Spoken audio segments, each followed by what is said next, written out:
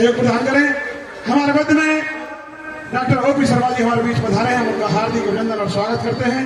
और श्री आदर्श रमना कमेटी के प्रचार मंत्री सुनील सोनिक जी भी हमारे बीच में पधारे हैं, उनका भी हार्दिक अभिनंदन और स्वागत। जैसी व्यवस्था होगी हम आपको आवाज लगा कर बुला लेंगे, इसलिए कमेटी के सभी कार्यकर्ताओं से मेरा निवेदन कि अपना स्थान ग्रहण करें। और लीला का हमारे बीच में आदरणीय बबली गर्ग जी पहुंचे हैं, उनका भी हृदय के गहराइयों से बहुत बहुत स्वागत करते हैं, अभिनंदन करते हैं।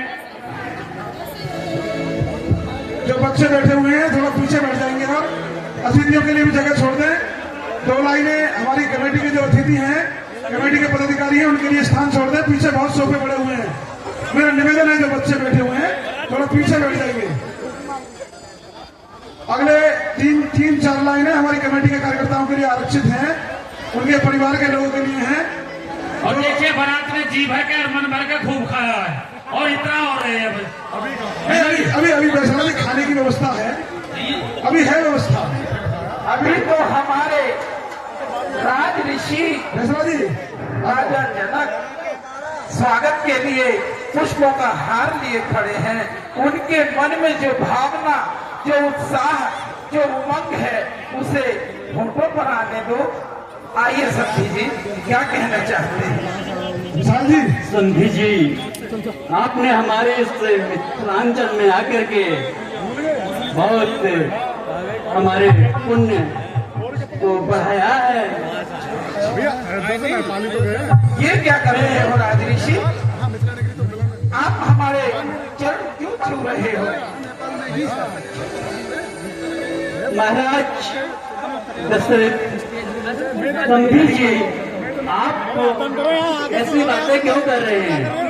बेटी देने वाला तो सदैव छोटा ही होता है। ये आपकी महानता है।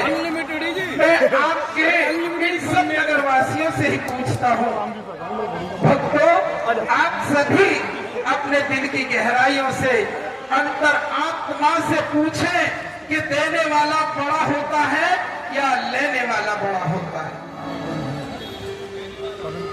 देने वाला बड़ा होता है तो तालियां बजाइए, और लेने वाला बड़ा होता है तो ताली मत बजाइए। तो हम बड़े नहीं हैं, हम लेने वाले हैं।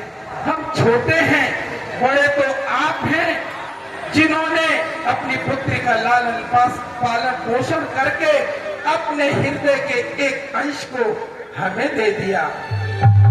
विवाह बहुत हुए, अनेकों होते रहते हैं, बेटी बेटे सबके ब्याहे जाते हैं, लेकिन समधी 2 ही हमारे इस भारतवर्ष के प्रसिद्ध हैं, एक राजा जनक और एक राजा दशरथ। क्योंकि इनमें कभी भी मतभेद, इनकी बेटी इनके बेटों में कभी भी मनमुटाव नहीं हुआ, और ना ही इन दोनों परिवार में, क्योंकि समधि का अर्थ है संबंधी, सम माने बराबर और बंध माने रिश्ता, यानी बराबर का रिश्ता, एक का बेटा एक की बेटी। तो छोटा कोई नहीं है, छोटे तो लेने वाले हैं जो दूसरे की बेटी को लाकर सारी उम्र अपनी सेवा, बेटी उन्हें अपनी सेवा करती है, तो वो बेटी बड़ी है जो एक घर से आके एक अजनबी परिवार में जीवन बिता देती है, त्याग करती है। और बेटे वालों की तो यही जिम्मेदारी बनती है कि बहू लड़कनी घर में आई, लाखों नैन पलक की नाई, कि बेटी किसी की जब बहू बनकर हमारे घर आती है तो हमें उसकी ऐसी रक्षा करनी चाहिए जैसे आंखों की पलक रक्षा करते हैं। जरा हवा तेज चले तो पलकें झपक जाती हैं, धूल उड़े तो पलकें झपक जाती हैं, ऐसे ही उस बेटी की, उस बहू की हमें रक्षा करनी चाहिए। तो आइए अब इस विवाह को संपूर्ण कराने की ओर ले जाते हैं। तो समधी जी अब अधिक विलंब न कीजिए। आपके जनकपुर में द्वार द्वार पर नाना प्रकार के व्यंजन, नाना प्रकार के लोगों ने हमारे स्वागत किए, और सबके मुखमंडल, क्या नर और क्या नारी, सबके मुखमंडल पर एक अजीब सी छटा थी। सब मुस्कुरा रहे थे, कोई भी हमने दुखी व्यक्ति नहीं देखा, ना ही किसी का उदास चेहरा देखा। आप ऐसा कीजिए, अब बारात के भोजन का प्रबंध कराइए। बड़ी दूर से आ रहे हैं, बड़ी भूख लगी है, आपके प्रेम के प्रसाद को पाने के लिए हम लालायित हैं। अभिनेंद्र जी, अनिल भाटी जी, ये तो आपका बड़प्पन है जो हमको इन बातों से अनुग्रहित किया। बैठो बेटा, सब बैठ राजी जाइए। है? मंत्री, हाँ जी, बेटा लक्ष्मी निधि जी पिताश्री। बरातियों का संदन जी, जलपान भोजन प्रसाद की व्यवस्था की जाए।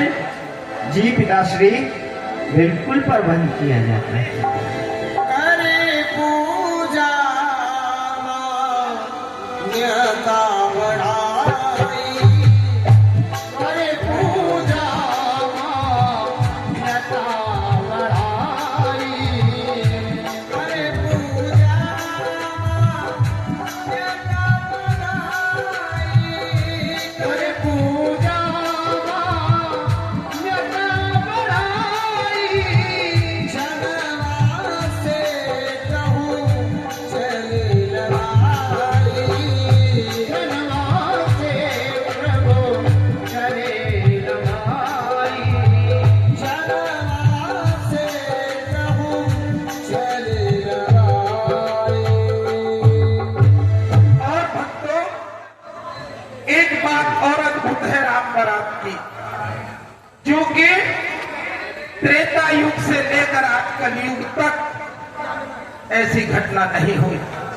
वो कौन सी है कि जब बारात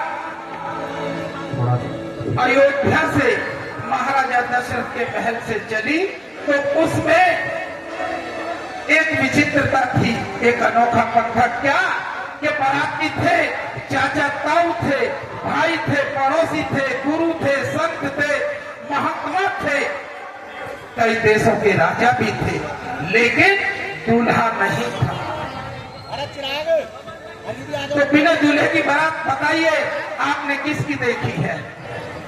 किसी की नहीं। सिर्फ राम जी की बारात थी ऐसी जिसमें दूल्हा नहीं था।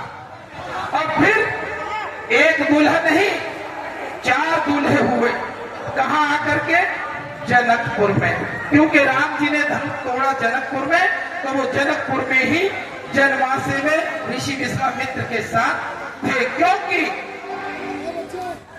ऋषि विश्वामित्र वचनबद्ध थे। उन्होंने कहा था जिस प्रकार सकुशल ले जा रहा हूं उसी प्रकार सकुशल लौटाने भी आऊंगा। अब जब धनुष तोड़ दिया तो वो लौटाने कैसे जाएं? अब लौटाएंगे तो तभी जब वो अयोध्या इस कार्य को पूरा करके जाए। तो ये अद्भुत बारात नाम था, काम था, घटना थी राम बारात की। तो समझी जी, बातें और वार्ता तो होती रहेगी, शास्त्रार्थ भी होता रहेगा। अब भोजन कराइए, भूख बड़ी जोरों से लगी है। बेटा लक्ष्मी निधि जी पिताश्री, शीघ्रता कीजिए। जी भोजन प्रसाद की व्यवस्था अति शीघ्र कीजिए। जी पिताश्री। और उधर महाराज जनक के यहाँ जब बारात पहुंची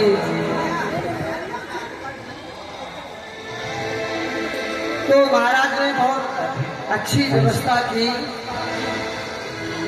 और राजा दशरथ और उनके जो भी सदस्य थे उनको जनवासे में ले गए और वहां उनको भोजन प्रसादी लाई गई और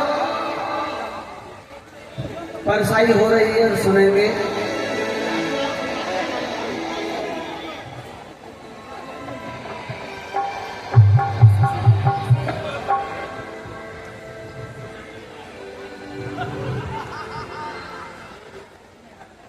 जय सिया राम, जय जय सिया राम, जय सिया राम, जय जय सिया राम, जय सिया राम, जय जय सिया राम, जय सिया राम, जय जय सिया राम, मंगल पावन जय सिया राम, मंगल पावन जय सिया राम, जय सिया राम, जय जय सिया राम, जय सिया राम, जय जय सिया राम।